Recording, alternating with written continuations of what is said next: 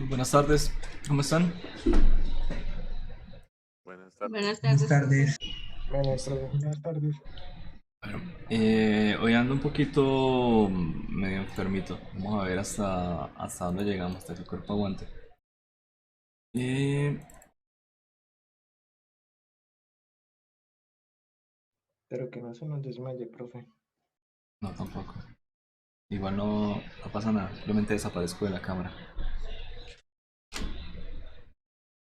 Listo. Hoy vamos a ver unos métodos especiales para trabajo de cadenas de caracteres. Y bueno, vamos a terminar un poquito la parte que vimos antes. Mm, Vamos a ver en la primera parte un poquito de qué es la mutabilidad de los tipos de datos de los objetos que tiene Python y cómo vamos a poder ocultar algunos tipos de datos. Cuando nosotros hablamos de objetos que son inmutables y objetos que son mutables, eh, tenemos siempre una consideración, por ejemplo, de una función. Espera un tico. Se me está filtrando ruido.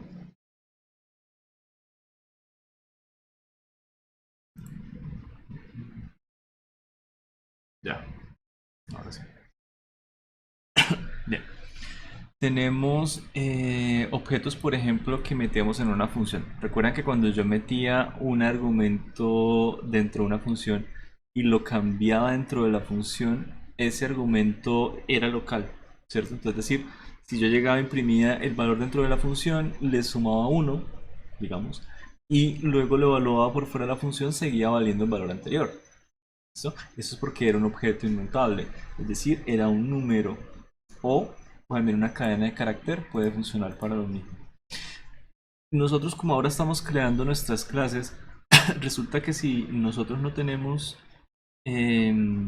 cuidado, podemos estar cambiando el objeto o el valor que tenga ese objeto dentro de una función. Es decir, los objetos que nosotros creamos no tienen esa salvedad, ese código construido para no permitir la mutabilidad. Entonces, eh, siempre que nosotros pasamos ese objeto a la función, nosotros lo que pasamos es una referencia. ¿Listo? Lo único es que esa referencia de un objeto inmutable se le pasa y se puede modificar y al objeto le da totalmente igual. Pero si es un objeto que se pueda transformar, que pueda llegar a cambiar, simplemente va a tener un cambio del valor original. Entonces puede llegar a ser peligroso. Por ejemplo, el que nosotros teníamos de nuestra clase que me creaba objetos tipo círculo. ¿Sí? Este es una clase normalita. Va correcto. Está como en línea 65. Listo. Entonces ahí corrí mi clase, ya la tengo cargada en memoria, es la misma clase que ya hemos manejado antes. ¿Okay? Yo voy a hacer algo con esa clase. Por ejemplo, aquí tengo dos funciones, tengo una función principal y tengo una función para imprimir eso. Dentro de mi función principal, yo voy a crear un objeto círculo con el valor predeterminado, es decir, de radio 5. Y un número, que es un objeto no mutable, ¿listo? Igual a 5. Y le voy a pasar esos dos argumentos a una función llamada imprimir áreas. ¿Qué va a hacer esa función imprimir áreas? Me va a imprimir, bueno, primero, estas son opciones de tabulación, ¿se acuerdan? Entonces me va a imprimir radio y área, un poquito separados. Y vamos a empezar un ciclo while en el que básicamente n es igual a times. Miren que aquí n, el segundo argumento, se está pasando como time veces. Y mi círculo, que es el objeto que yo estoy pasándole, se pasa como c. Entonces, dice, mientras que time sea mayor o igual a 1, es decir, times empieza como 5, pero acá al final del código casi le estoy quitando un valor. ¿Listo? Bueno, de hecho, ustedes ya están grandes, puedo llegar a hacer esto.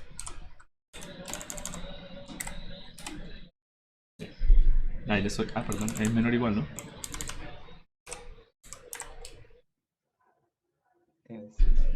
Ya, tener res. Eh, ¿Qué vamos a hacer? Dentro de la función de imprimir áreas, voy a imprimir el valor del radio, doble espacio, y voy a imprimir el área. para cada una de las áreas actuales. Es decir, voy a utilizar el método de obtener el área que, recuerden, está construido dentro de mi objeto. ¿Sí? Es el radio al cuadrado, que es la costumbre. Radio al cuadrado por pi. No es más. Bien. Y mi valor del radio que está dentro del objeto, voy a cambiarlo. Voy a modificarlo y le voy a sumar 1. Vámonos también acá. Y el de times le voy a restar 1. Ahora, recuerden, el radio es una variable que está dentro de mi objeto. Y es mutable. No se puede evadir esto cuando nosotros hacemos esa clase ese tipo de objetos tipo clase. Y times le estoy quitando 1, pero es un objeto inmutable. Entonces cuando yo corro mi código, lo que voy a ver es...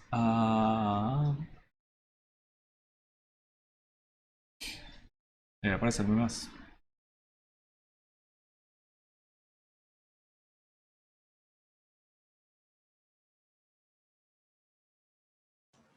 No es más igual 1 y menos igual 1.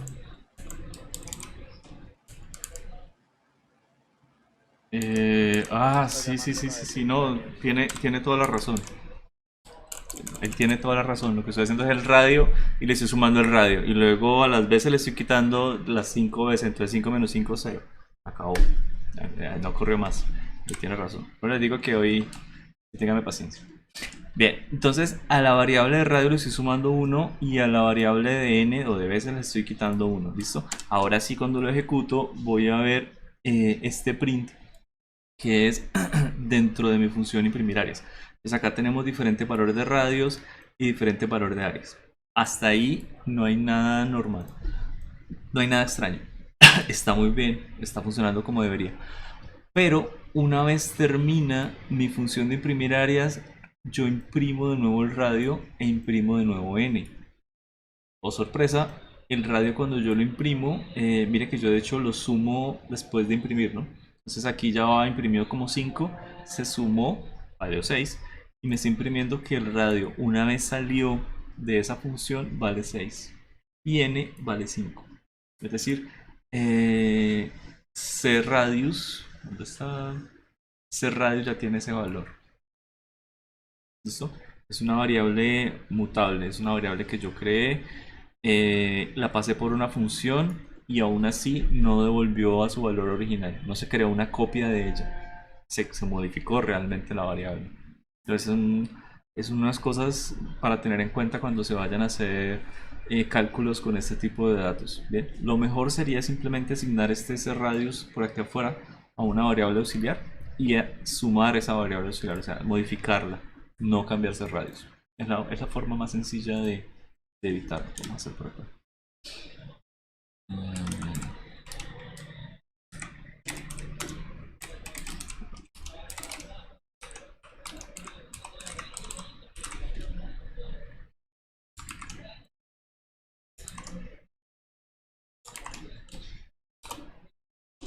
Listo. Ahora sí, la variable que fue modificada, la variable que cambió fue la variable auxiliar que nació acá y ahí sí muere. ¿Ok? Y el radio no se vio modificado una vez terminó. Ah, espérese. Aquí estoy dándole ese get area. No se puede. O sea, no se puede para el objetivo de mostrar el área. Porque me está cambiando el valor auxiliar, pero no me está cambiando el valor dentro. Y sí lo necesito. Entonces, nada que hacer. Hay que dejarlo como estaba. Ok. Hay que tener un poquito de cuidado. Ese valor del radio ya cambió dentro de mi objeto círculo. Puedo verlo aquí en un ejemplo un poquitico más corto. Acá tengo una clase de conteo. Lo único que hace es tener una variable contador dentro del init. No tiene más, no tiene ninguna clase de módulo. Defino una función principal. Defino un objeto para el contador. Por supuesto va a comenzar como 0. Defino otro, un contador times simplemente. Y hago un rango de 100 elementos. Bien. Accedo a una función incremento en donde va a incrementar tanto c como times. Y aquí está. ¿Listo? Y luego imprimo los valores una vez termina. Times, por supuesto, es un número de tipo entero, mientras que contador es una variable, bueno, entera, pero hace parte de un objeto. Y ese objeto sí puede llegar a cambiar. Entonces, cuando yo imprimo, el contador es 100 veces, que solamente lo estoy imprimiendo acá afuera. Es decir, ese sí cambió, ese sí se vio modificado por este for. ¿Ok? Y el número n no se vio modificado. El número n inicial valía 0. Entonces nunca se vio modificado por esta modificación aquí interna. ¿De acuerdo? ¿Se les quedó claro esa parte? Sí, señor. Vale. Para evitar ese problema, para evitar que alguien pueda llegar a modificar esos datos, nosotros no damos acceso a esos datos. Así de sencillo. Es decir, yo puedo esconder los campos de datos totalmente del usuario. ¿Quiere un dato? Bueno, perfecto. Hay que hacerle un módulo get. ¿Quiere definir un dato? Hay que hacerle un módulo set.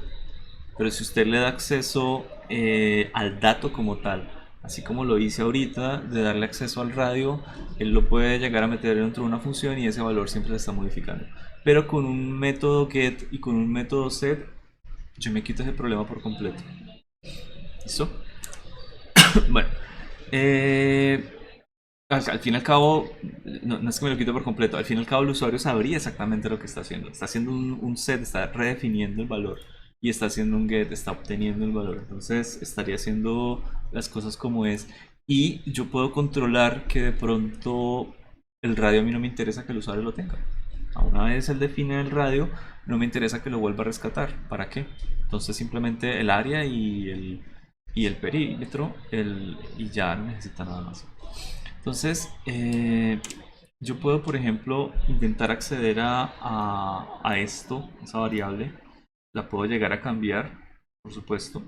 Y este es el resultado. Que mi radio ya no vale lo que yo definí, sino un 5,4. Entonces, bueno, ¿cómo la podemos llegar a esconder? Antes de eso, miremos, señor. ¿Qué era una variable de instancia? La variable distancia es esta. Es la variable, mire, esta.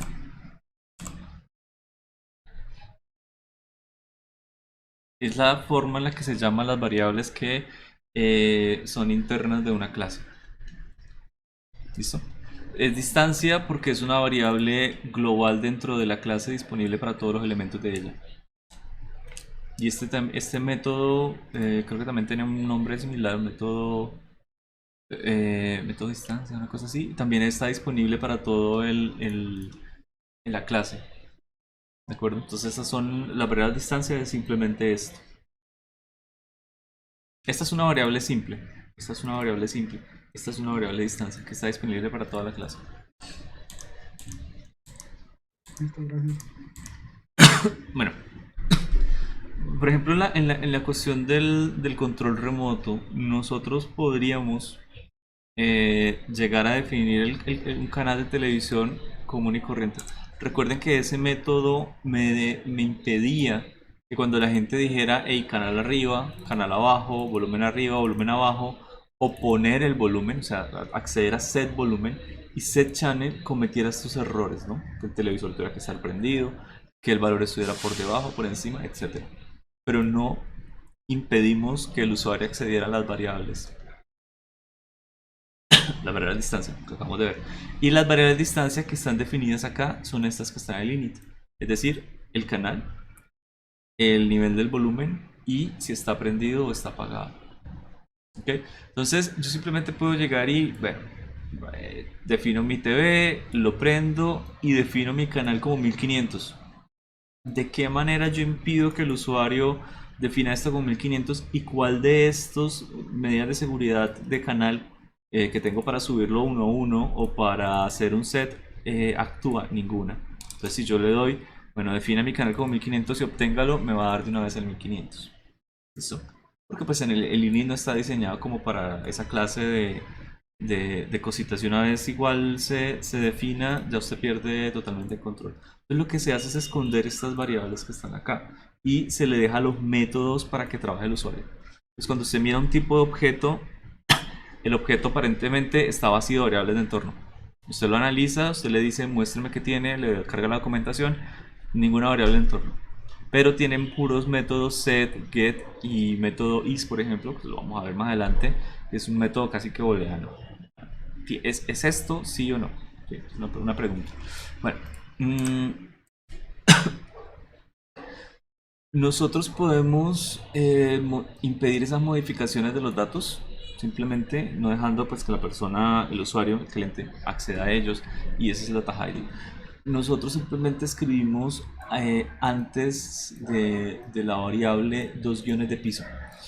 Miren el init.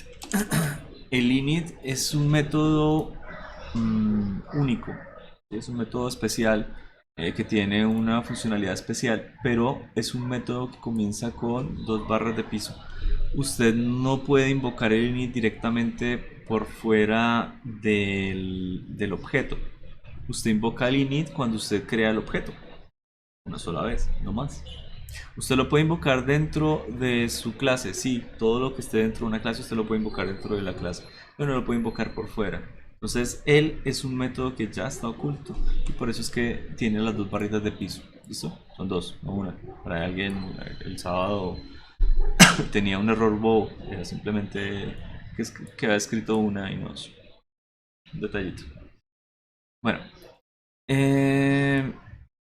y los métodos, bueno, los métodos y las variables en general, los dos se pueden esconder con la misma metodología. ¿Listo? Dos barritas de piso y ya ese método, esa variable no está accesible para el usuario. Podemos nosotros mirar acá un ejemplo pequeño. Bueno, creo que algo de lo que les decía, para explicarlo un poquito más formal, los métodos get son para acceder a las cosas y el set para modificarlas. ¿Sí? Entonces ya lo hemos utilizado, sobre todo con los métodos get. En la clase pasada ustedes hicieron un trabajo similar. Siempre se utiliza esta convención no get y qué valor yo voy a cambiar, por supuesto. Si yo quiero que ese método me regrese algo que es verdadero o falso, por ejemplo, yo quiero saber si el radio es válido. Yo digo, bueno, is radio es valid y él me devuelve verdadero o falso si el radio es, por ejemplo, yo lo tengo que programar, ¿no? Si el radio es un entero o un flotante. Entonces, si el radio es un entero o un flotante, es válido. Pero si el radio es cualquier otra cosa, como un número complejo, entonces no lo es. O si el radio es una cadena de caracteres, entonces no lo es. Yo puedo definir un método para definir si el radio es válido. ¿Listo? Entonces se utiliza la convención simplemente is. Yo ya tengo una convención de una manera positiva, por así decirlo. Si es válido, entonces me debería regresar true. Si no lo es, me debería regresar falso. Esto para mantener la convención lógica pues, estándar. No, que no me regrese el inverso, que también se puede hacer. Es que si es válido, me regrese falso. Es como que se rompe un poquito la lógica estándar de las cosas. Y por supuesto, el método set, que es muy parecido cuando nosotros lo definíamos, solamente que pues a ese método set sí me recibe algo. Me recibe el nuevo valor, el cual va a reemplazar al valor antiguo. Eso es.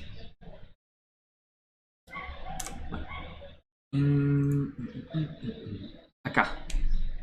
No sé si ven que cambió del método del círculo.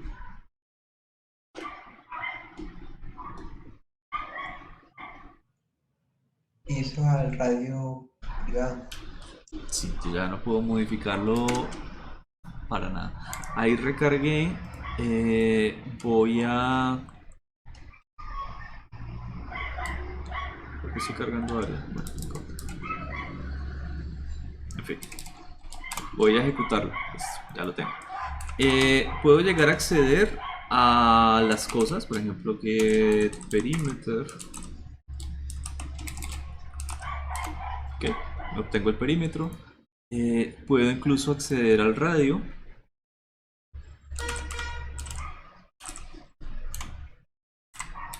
Porque tengo los métodos para eso, ¿cierto? pero no puedo acceder a c.radius, y como es una variable no se llama, porque simplemente me va a decir que no existe. Ah, bueno, pero es que se llama diferente, ahora tiene las dos barritas de piso. Perfecto, le coloco las dos barritas de piso y tampoco puede acceder. Es completamente inaccesible.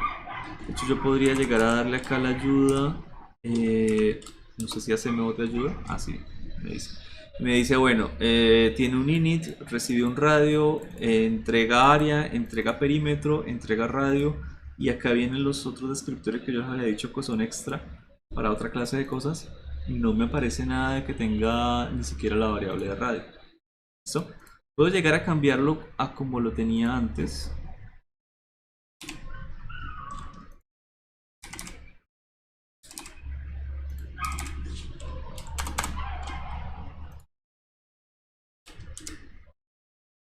Y, oigan, la ayuda no me aparece. Pensé que sí.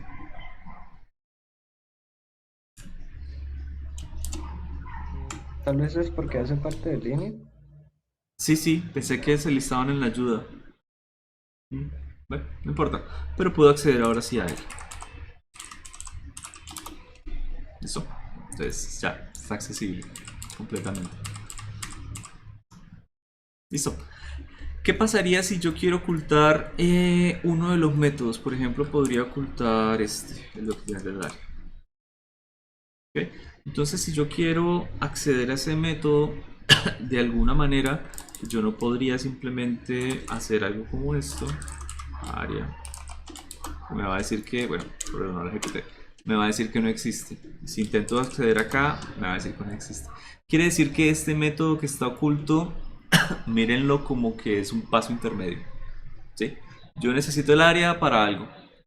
Yo necesito este método para usarlo en otro método, pero yo no quiero que el usuario acceda a él, porque no es la funcionalidad del programa o es algo que no me conviene. Entonces, supongamos que el destino final de ese método de getArea es simplemente crear un valor llamado área que sea llamar ese método.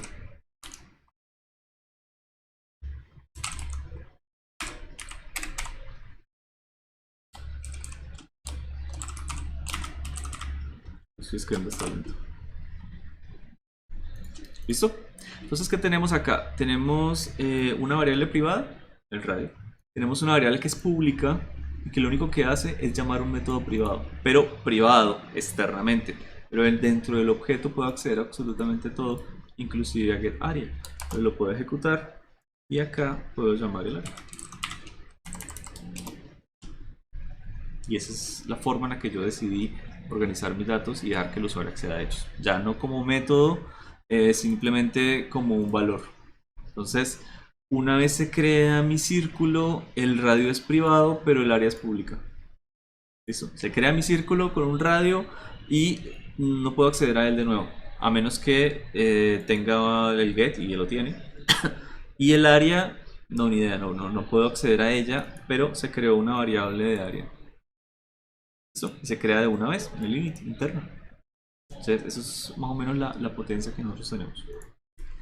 No sé si les quedó claro, tengan alguna duda.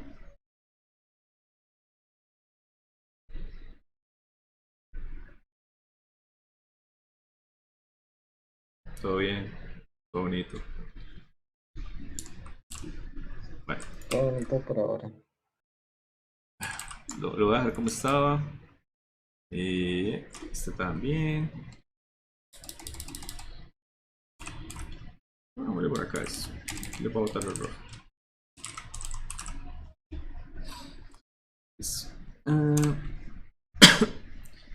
Acá, por ejemplo, tengo, no sé si conocen qué es el BMI, el Body Mass Index, el índice de masa corporal, lo llama uno en español. Y esos son programitas bobos, es una fórmula matemática muy sencilla, ¿no? Básicamente utiliza, bueno, la persona mete unos datos, aquí el único que es, de hecho todos los datos, no, solo dos datos son útiles para calcular, ¿no? El nombre y la edad no tienen nada que ver en el cálculo. Lo único que hace el cálculo realmente es coger esta variable de peso y altura y lo calcula acá. ¿Ok? BMI es igual al peso sobre la altura al cuadrado. Eso es todo. ¿Listo? Y bueno, regresa el redondeo de BMI por 100 sobre 100. O sea, me regresa un porcentaje. Aquí me dio pereza recordar cómo era para lo de la porcentaje. Entonces lo hice así. Listo. Eh, Cuando yo miro el get status, que es un método que está interno, simplemente me va a llamar el BMI, es decir, me va a llamar el número que le dio, un numerito, y me lo asigna. ¿Listo? Si es menor que 18,5, tengo bajo peso. Si es menor que 25, estoy bien. Menor que 30, sobrepeso. Y mayor que 30 o cualquier otro cosa, sobrepeso. Entonces, eso es lo que tengo. Tengo aquí unos métodos que son casi que opcionales para una vez se cree el objeto. Es decir, quiero que tengan en cuenta una cosa. Aunque yo vaya a calcular el BMI, yo ya tengo el dato del paciente, el nombre, la edad, el peso y la altura. Es decir, yo podría llegar a tener listas, que estamos muy cerca, de puros objetos de este tipo. A una lista de 100 personas que son objetos, ¿sí? Cada uno identificado con su nombre, su edad, peso, altura, BMI, y si está gordito, o está bien, o está flaco, o lo que sea. Entonces, simplemente lo ejecuto. Ahí está cargado en memoria. Y acá llama el BMI de la persona. Bueno, fulanito, la edad 18 años, 70 kilos y 1,70. Está normal. Por ejemplo, yo pesaba esto antes de la cuarentena. Ahorita ya debería estar como por acá. Ahí tengo un poquito de sobrepeso. ¿Listo? Creo. No tengo balanza. Bueno, ¿está clara esta parte? Sí, profe. Sí, eso. Ojo, la persona no puede acceder a estos datos, ¿no? No se pueden modificar. O sea, yo puedo, de hecho no tiene aquí ningún set. Entonces, ¿qué pasa? Una vez el paciente se crea, ya no se puede modificar. Se puede reemplazar, sí, volviendo a registrar las cosas, volviendo a registrar todos los datos y creando de nuevo el objeto. Se puede reemplazar el antiguo con el nuevo, eso no hay ningún problema. Pero yo no puedo llegar y cambiarle a un paciente el peso o la altura. No, registro de nuevo el paciente, es decir, vuelvo y creo el usuario con todos los datos. ¿Sí? Tocaría volver a ejecutar. ¿Qué pasó acá? Bueno, gente. Aquí abajo hay como una barra de progreso, hasta ahora me di cuenta.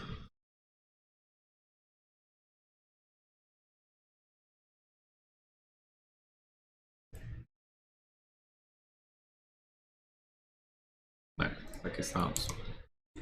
Listo. Es que se ve la pantalla un poquito recortada, porque yo oculto la barra de tareas, pero bueno. Nada, eso es. Tendría que volver a crear aquí al paciente. Aquí lo tengo como BMI1. Pues tendría que volver a crear esta línea de código. ¿Listo? Esto para evitar también que más adelante, de pronto modificando estas listas, se pueda llegar a cambiar el nombre sin querer, sin intención. Entonces, en bases de datos es muy normal que cuando se crea un registro, usted no lo pueda modificar. Simplemente lo destruye y lo vuelve a crear. Es un poco más seguro. Para también verificar que se cree con todas las cosas actualizadas. Bien. Podemos nosotros también, ya que vimos esa parte, profundizar un poquito en la parte de cadenas de caracteres y métodos especiales. Sobre todo porque la cadena de carácter es una clase muy bien construida. Tiene muchísimos métodos que hacen absolutamente de todo. O sea, y tiene métodos, bueno, de pronto no métodos set, porque recuerden, la cadena de caracteres está configurada para que usted no pueda modificarla, ¿no?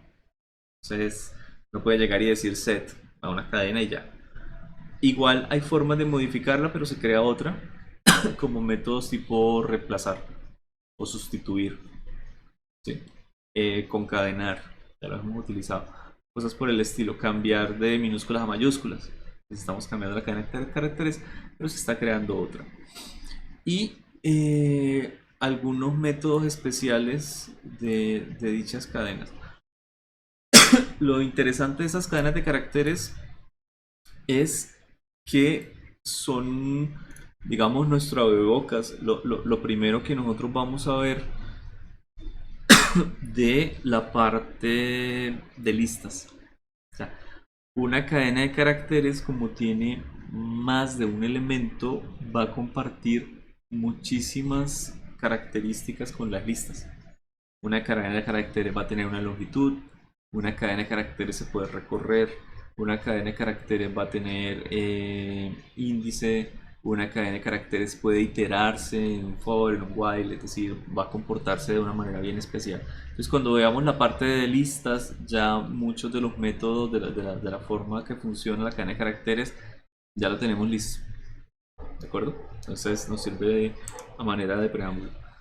Ok. Mm, lo que yo les había hablado un poquito.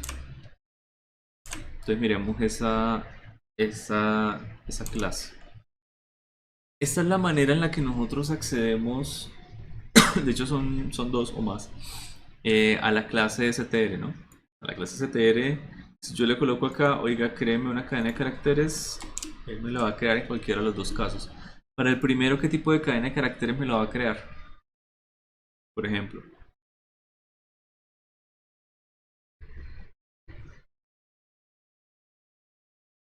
¿No se acuerdan? Ya habíamos hecho eso antes. ¿Cuál creen que es el carácter predeterminado? ¿Cero? El carácter vacío. El nulo es. Ajá, vacío, nulo, etcétera. Lo chistoso es que, bueno, hoy vamos a ver tabla de caracteres. Ese carácter, el vacío, el nulo, es un carácter. Y por lo tanto está en una tabla por allá organizadito. Es el primero. Sí, es el carácter nulo, vacío. Allá está, el rey. Bien, el carácter número uno es el carácter vacío. Entonces, cuando yo defino cadenas de caracteres de este tipo, se me perdió. Por ejemplo, estoy creando exactamente lo mismo. ¿Sí? Cadena de caracteres vacíos. Bueno. Recordemos un poquito la ayuda de pronto ya con las cosas que nosotros hemos visto. Podamos llegar a entender un poco más. Estos métodos estoy... Sí, definitivamente se lo voy a explicar el sábado. Si ven que es un método oculto, pero es un método especial. Este add, adivinen qué método es. El más. O sea, el simbolito del teclado que suma. Esto es lo que me da, este es el método que me define a mí el comportamiento de coger un objeto tipo cadena de caracteres y sumarlo con otro.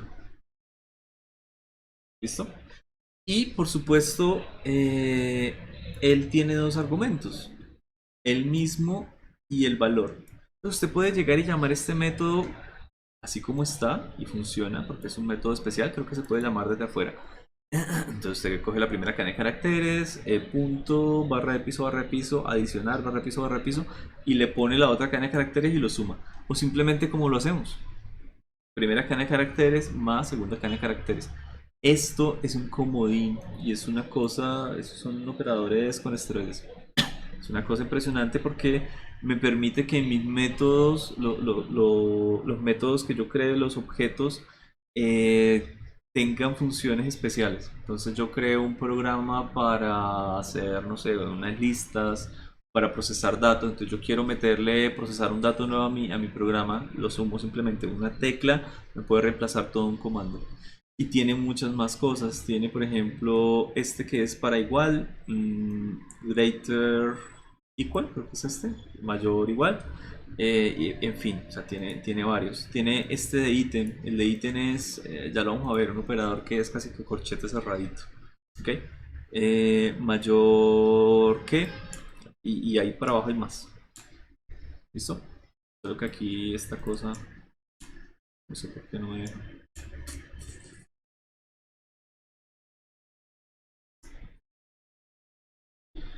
Hay una forma de dejármelo. Creo que era así.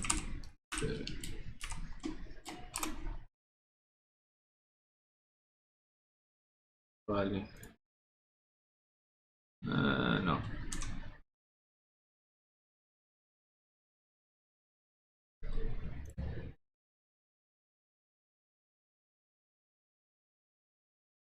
Bueno, vamos a explorarlo acá. Después de esos métodos comodín, por acá tenemos unos métodos un poquito más, más globales que vamos que son los que vamos a mirar un poco. Por ejemplo, esta, capitalizar. Capitalize en inglés, de pronto la traducción es un poco mala. Volver en letras capitales, es decir, en mayúsculas. ¿Sí? Centrar, contar cuántos elementos hay de ocurrencias que no se overlapan, es decir, creo que son únicas. Cuántas veces está una cadena de caracteres o un carácter o algo por el estilo, y va a contar en su cadena cuántas veces se repite. Si yo quiero contar cuántas veces tengo la letra A en un cuento, alguna cosa, este valor simplemente me cuenta las letras. Quiero contar cuántos espacios vacíos tengo, entonces este método me va a hacer eso. ¿Ok? Y tiene un montón de métodos igualito. Mire los métodos is. Son métodos de comprobación que me va a regresar un booleano. ¿Listo? Casi que aquí en ninguna parte me está diciendo que me va a regresar. Es el nombre lo que me dice a mí lo que me va a hacer ese programa. Entonces, es un dígito. Regresa verdadero si el string es un dígito de string, falso en cualquier otro caso. ¿Ok? Y explican por acá. El string es un string dígito si todos los caracteres en él son dígitos. ¿Listo? Y hay al menos un carácter en la cadena de caracteres. Entonces él va a comprobar, va a mirar, bueno, hay un carácter, sí, y ese carácter es dígito, perfecto. Hay 20.000, ¿todos son dígitos? Sí, entonces sí. Hay 20.000, pero uno de ellos no es dígito, entonces no es dígito. Eso es lo que hace. ¿Ok? Si está en minúsculas, etcétera. O sea, hay muchísimas cosas de esa cadena, de esa clase de cadena de caracteres. Por eso quería que la miráramos porque es una de las clases más entre sencillas.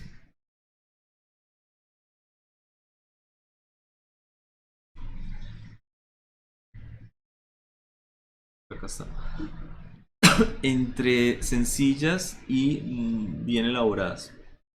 Sí, sencilla porque pues tampoco es que sea tan complicado. Aquí tiene reemplazar, encontrar, etcétera. Entonces vamos a mirar algunos de esos métodos.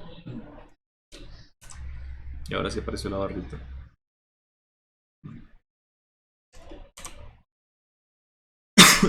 Ok. Eh, Primero quiero que miremos una pequeña curiosidad. Estas dos cadenas de caracteres se están creando muy similar, y de hecho si yo comparo las dos cadenas de caracteres, aquí no me lo va a mostrar, si son iguales me va a decir que lo son, ¿no? Pero ¿qué pasa con la acidez? Que son números únicos para los objetos, son diferentes. Bueno, en Python 2, la versión diferente anterior a esta, que de hecho se acabó en noviembre, diciembre del año pasado, le dejaron de dar soporte, estos identificadores eran iguales. Y había esa metodología la tenían para ahorrar memoria. Es decir, cualquier cadena de caracteres en Python, por única que fuera, iba a tener un identificador también único. ¿De acuerdo? Y si yo la repetía en alguno de mis cálculos, en mis procesos, entonces no se guardaba dos veces, sino que iba automáticamente a la memoria donde estaba guardada la primera. ¿Se han escuchado ese concepto de que pi se repite a sí mismo en algún punto? En algún punto de pi es posible que vuelva a empezar el número pi. Entonces, bajo esa lógica, es posible que en algún punto, si empiezo a generar cadenas de caracteres aleatorios o de cierta manera, ya él no empiece a guardarlas en la memoria, sino que empiece a hacer referencias a cadenas de caracteres que ya existían antes. Eso, a ese punto, digamos. No pasa lo mismo, bueno, pues tiene algo que ver con la mutabilidad. No es tan importante. No pasa lo mismo con los números enteros. Ese sí todavía tiene el mismo comportamiento. Es decir, aquí tengo el número entero 10. Aquí estoy convirtiendo incluso un flotante 10,5 en entero. Y si voy a comparar los dos números, son iguales, me va a dar que sí, y sus IDs son idénticas. Estos dos si no son objetos únicos en el computador, no son objetos que vayan a la parte de la memoria en sitios diferentes. No. Se creó el objeto en memoria que me guarda el número entero 10 y hay dos variables que me están apuntando a ese objeto, X y Y. No se está creando X con 10 y Y con 10. Se guardará con un nombre interno, bueno, con un nombre interno no, con una ID interna. Y tiene dos cosas que me apuntan a él, una variable X, una variable Y, y el contenido está allá, apuntando, nada más. ¿Listo?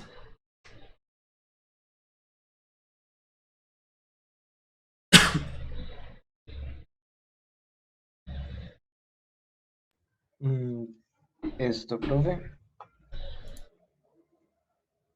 eso no podría traer tal vez como problemas como para una base de datos o algo así. Eh, que alguien modifique el número a la que apuntan, de alguna forma. Sí, por supuesto, pero lo hacen por eficiencia. Es decir, alguien podría llegar y no sé si ustedes saben, pero hay gente que hackea la memoria RAM de los computadores. Se considera casi imposible porque cuando usted apaga el computador, le quita la corriente, la memoria RAM pierde toda la información, queda en blanco. Sin embargo, hay gente que es capaz de recuperarla porque parece que quedan información residual. Entonces es algo similar. Tendría que alguien atacar la memoria. Sí, la memoria RAM del computador, la memoria actual, porque esto es lo que nosotros tenemos acá. Tenemos ejecuciones que son momentáneas. Antes de correr esta línea, el entero 10 no existía. Listo. Pero cuando la corrí, se creó el entero 10.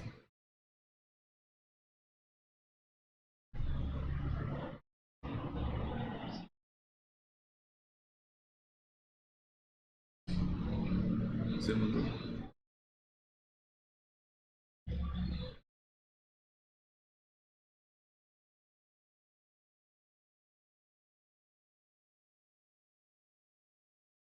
Bueno, profesor que está saludando. Tacho, es que es de los profesores que no puedo ignorar.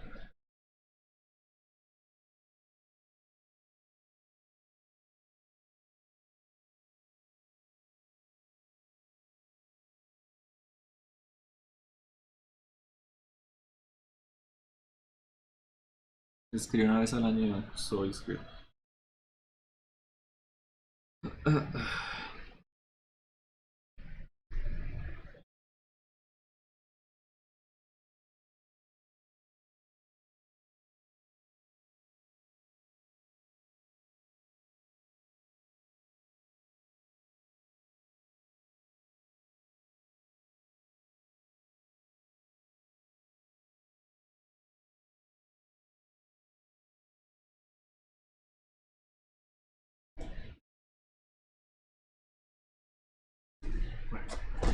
Qué pena. Mm, Miremos ahora las diferentes funciones. Bueno, sí, son funciones que se le aplican aparte. Es decir, estas funciones len, max, min, eh, no son construidas dentro de la cadena de caracteres. ¿Listo?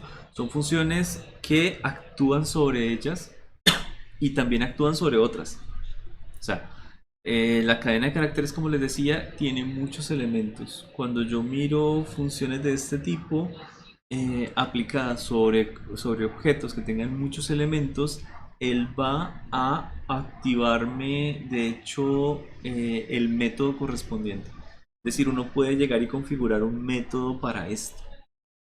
En alguna parte del código habrá un método, no recuerdo si este es el nombre, pero habrá un método de este tipo. Self, por allá, en algún lado. Es decir, la longitud también es un método configurable que yo puedo llegar y tener para un objeto y por lo tanto puedo llegar a invocarlo. Entonces acá, cuando yo tengo bienvenido y le pido la longitud, pues me está dando el número de cadena de caracteres que tenemos, ¿no? 1, 2, 3, 4, 5, 6, 7, 8, 9 y 10. ¿Qué pasa cuando le doy máximo? ¿Qué valor me está dando? La letra en mayúscula.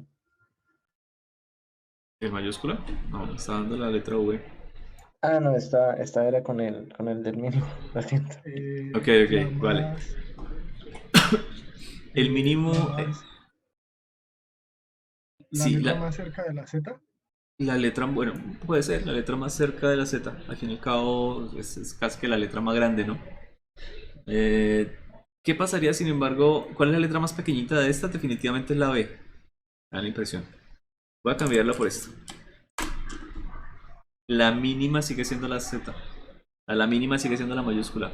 ¿Por qué creen que es esto? Obtiene la primera letra. ¿Señor? Obtiene la primera letra. No.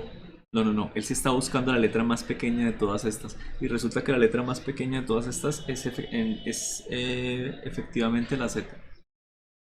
Pero la Z mayúscula. Hay algo llamado tabla de caracteres. Ahorita la vamos a ver. Porque todos los caracteres, por supuesto, como todas las cosas computacionales, todo tiene que estar en algún lado, ¿no?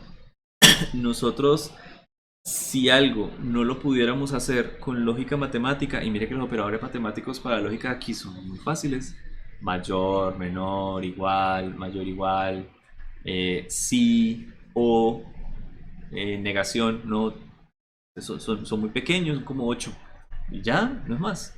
Entonces, esta Z, la letra original que estaba, la letra B y todas las demás tienen que estar contenidos en un lugar determinado, en un puesto, y por lo tanto tienen un número asignado.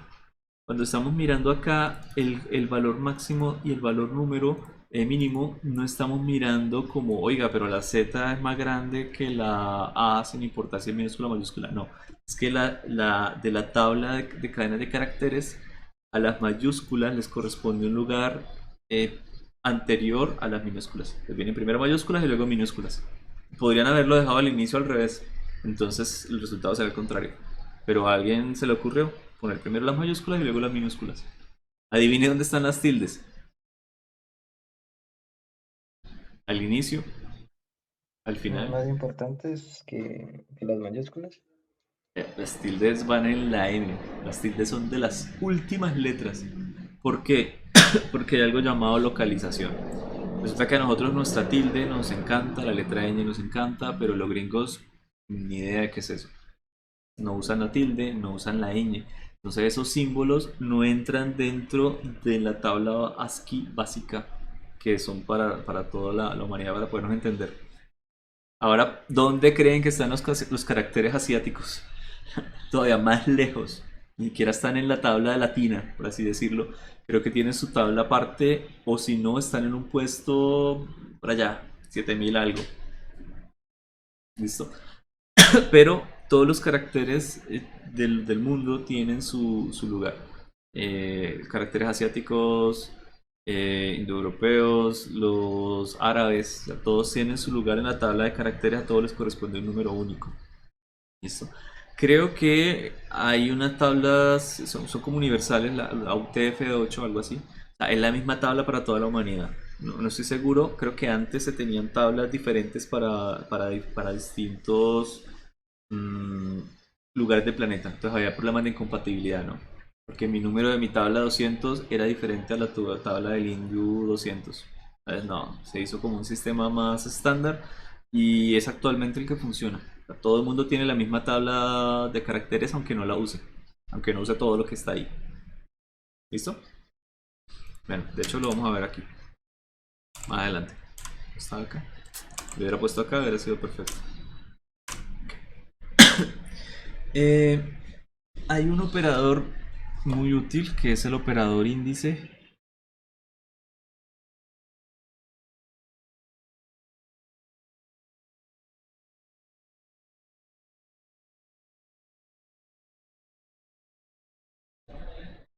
Ay, qué responsable está chateando. Que es un operador índice que me permite hablar de los eslabones de esa cadena, ¿no? Siempre hemos hablado de esto. La cadena de caracteres, cadena de caracteres. Podemos hablar de uno de los elementos particular.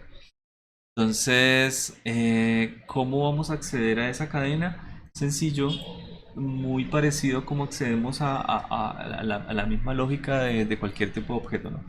Si esto fuera un S y quiero acceder a algo, a un método, ese punto, sí, accedo al método.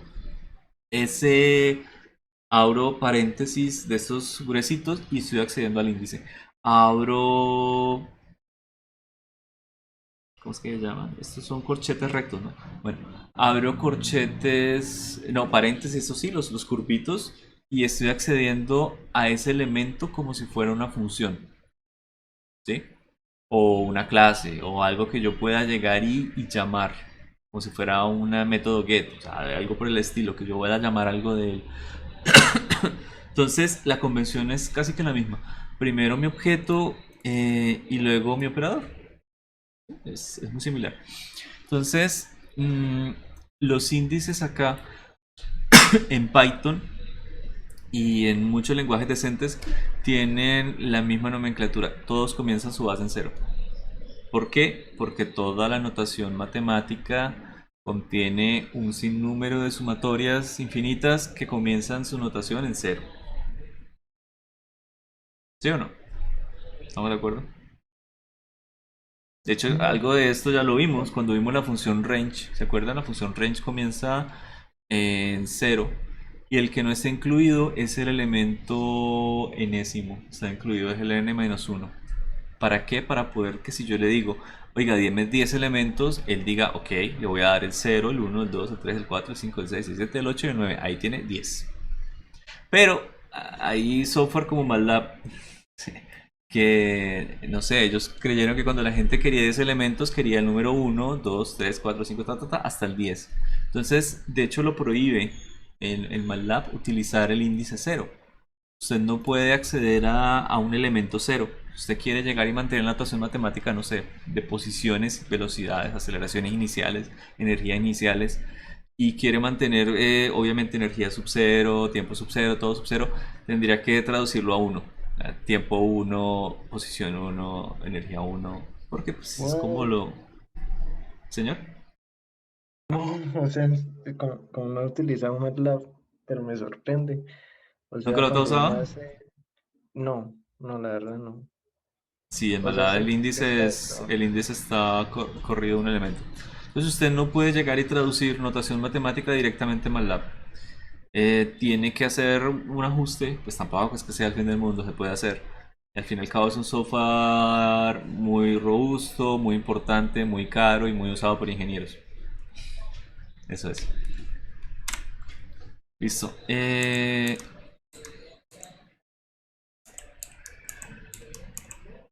Espere. Que vi algo mal.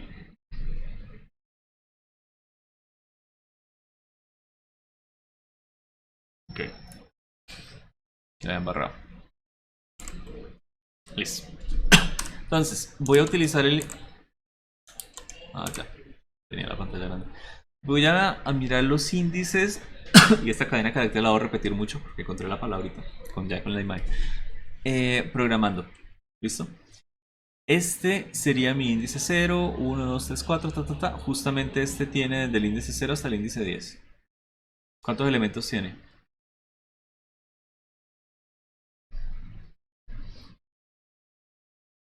Gente, una pregunta sencilla. ¿Cuántos elementos tendría? Sí, 11, ¿cierto? De acá hasta acá tenemos 10 y aquí tenemos el elemento número 11. Esta es la cadena de caracteres S. Esta es la forma en la que yo accedo al índice inicial. Esta es la forma como yo accedo al índice el siguiente, sucesivamente hasta llegar al último índice. ¿Listo? Entonces, ya que tenemos nuestro índice, es decir, podemos acceder al elemento 7, 8, 9, 10. Hay algo muy útil y es que yo puedo llegar a iterar. Una de las cosas que nosotros estábamos un poco limitados era que iterábamos solamente la función range. Porque la función range es una función que me genera mil listas.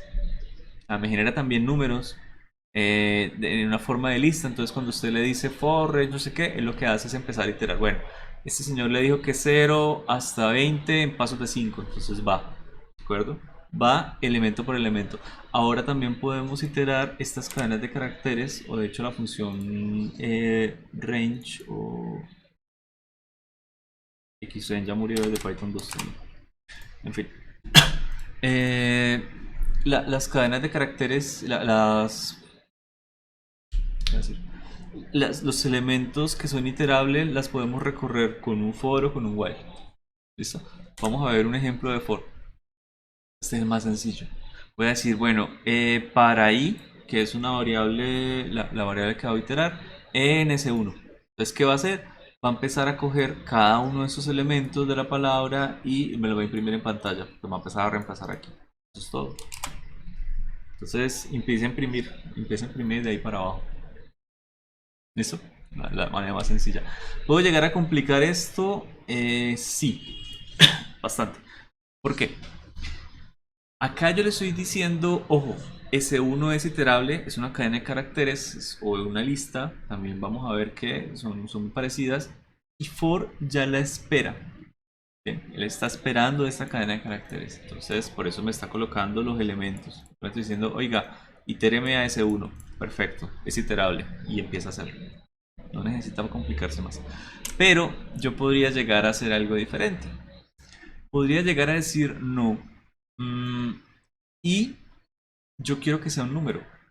Y quiero que sea un número que vaya entre 0, que vaya hasta la longitud de S, es decir, cuántos valores, cuántas cadenas de caracteres tiene S. Habíamos establecido que 11, ¿no? Y recuerden que la función range no toma el valor final. ¿Qué quiere decir? Que me va a generar aquí un índice desde 0 hasta 10. O sea que es casi que encerradito, ¿no? Por este valor de la longitud del en, que me devuelve a mí la longitud de una cadena de caracteres, es decir, 11, y que el índice comienza a 0, es por eso, y la única razón por la que la función rango no llega hasta el valor n. Siempre llega hasta el valor n-1. Porque si llegara hasta el valor n, yo no podría llegar a decirle, oiga, deme el índice 11, que es la longitud. No botar un error, porque esta cosa solamente tiene hasta el índice 10. Empieza en 0, termina en el índice 10. ¿Listo? Y por supuesto, el paso 1. Entonces ya no voy a decirle, como lo teníamos acá, donde i era cada uno de los elementos de C1. O sea, la P, la R, la O. No. Y ahora va a ser un número que va desde 0 hasta 10. Y voy a llamar cada uno de los elementos con el operador con el operador índice. ¿Listo? Entonces voy a imprimir S en su posición 0, que es la P, S en su posición 1, S en su posición 2, 3, 4, etc.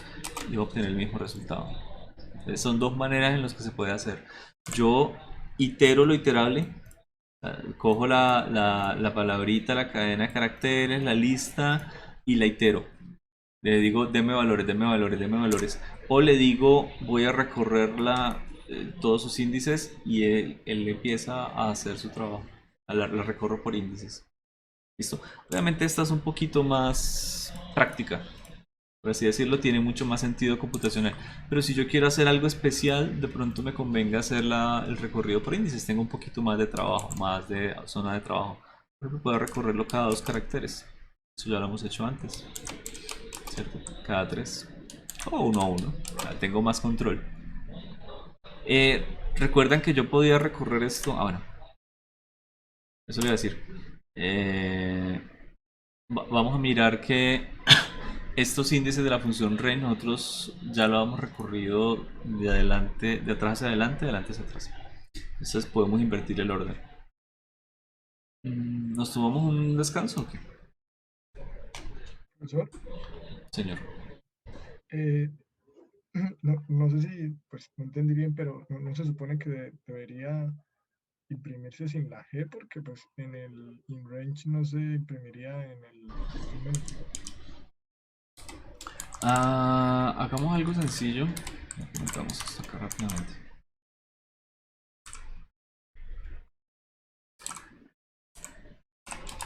Ok, esta parte está clara, ¿no? Que es S de 0. a mi índice 0. Sí, ¿Cuál es el último índice según la tablita que miramos por aquí? Contando. El índice 10. ¿Sí? sí, Entonces, y es la G. Vale, entonces voy a imprimir aquí el S de 10. ¿Sí? Y me da la G. Ya. ¿Cuál era la duda? ¿De que esto llegara a 11? no, de que, Sí, no, no, no, si tiene razón. O sea, mire lo que me da la longitud de S. Es 11, ¿de acuerdo? Pero si yo recuerdo la ayuda de la función range, ella llega hasta el elemento j-1. Es decir, va a llegar al elemento final -1. Si la longitud de mi cadena de caracteres es de 11 caracteres, range va a llegar hasta 10.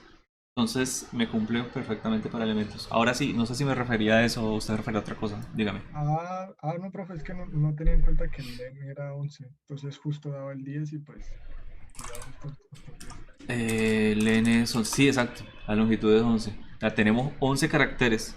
Pero como lo vamos a utilizar notación de índices y range se utiliza mucho para índices, por eso es que él mismo está un poquito, bueno, no limitado, ajustado, para que siempre llegue al valor justo inicial. A esto no es aleatorio, ¿listo? Alguien dijo, tengo muchos problemas, creo que mejor voy a producir números entre i en pasos de 1, o bueno, pasos de lo que usted quiera, hasta el número j-1.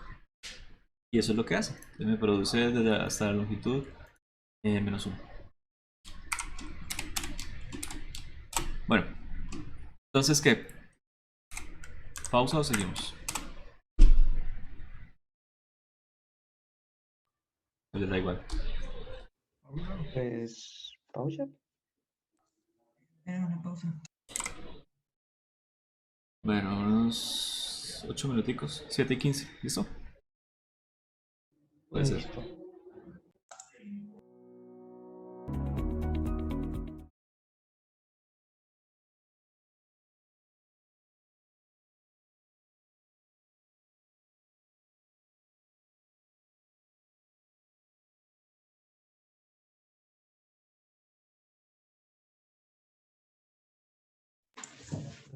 Profesor, no se le escucha.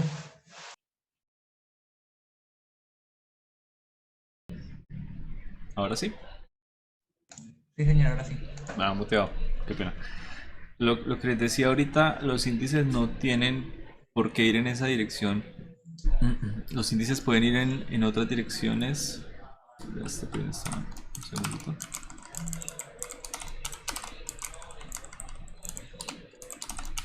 Por ejemplo, aquí estoy llamando el índice -1. ¿Cuál será el índice -1? ¿Qué creen? El índice -0 sí no existe, te lo garantizo, pero el -1 sí. ¿Nulo? ¿O algo así? El último valor. El último. ¿Listo? Cuando uno escribe -1, va de derecha a izquierda. O sea, los valores negativos es los mismos índices, pero de derecha a izquierda. Entonces el índice -2 sería la n, el -3 sería la i, etc. Acá, por ejemplo, estamos mirando longitud, que es 11 -1. Estamos mirando el índice 10. ¿Listo? O sea, sería también la G. Y acá tenemos menos la longitud. O sea, el índice -11. Entonces 1, 2, 3, 4, 5, 6, hasta 11, que sería la P. Entonces, los dos primeros me van a generar lo mismo, el último valor. El último me generaría el primero.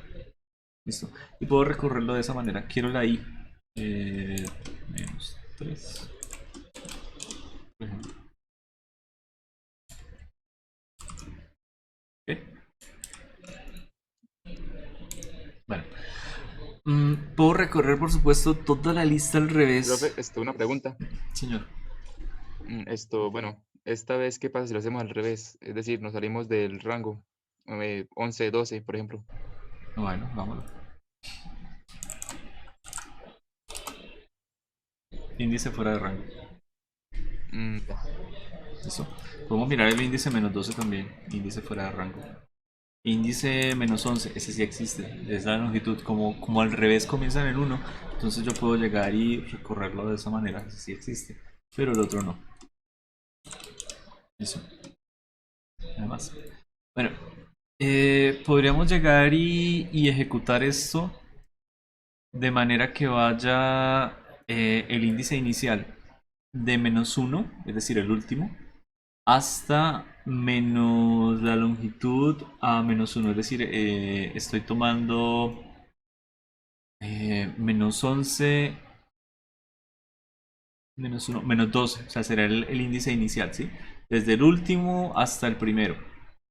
Y en pasos de -1. Básicamente estoy comenzando a leer la lista del final al inicio.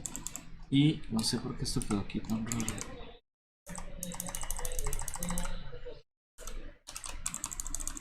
Vale. Y voy a imprimir el índice y la cadena de caracteres para que veamos lado a lado. Entonces yo ahí tengo los índices en sentido inverso. ¿De acuerdo? Eso es. Pero gente, la verdad, yo creo que mejor continuamos otro día. Ahí viste como veo, como que me va la voz. Les voy a subir esto, les voy a subir esto de una vez para que lo miren. Nos falta un poco de tema, o sea, esto no ha terminado. Pero entonces lo terminamos el sábado y terminamos con el operador que les estaba diciendo. El operador que me hace más cosas. De hecho, mire todo lo que falta. Faltan bastantes cosas. Listo, vamos por acá, como en la mitad. Menos. Entonces se lo voy a colocar de una vez para que lo miren. Y me hacen consultas. Hasta las 8 igual me quedo por acá dando vueltas. ¿Sí? ¿Les parece? Listo, profesor. Listo. Bueno, qué pena igual esto. Voy a subirlo de una vez. Ay, es la vaca.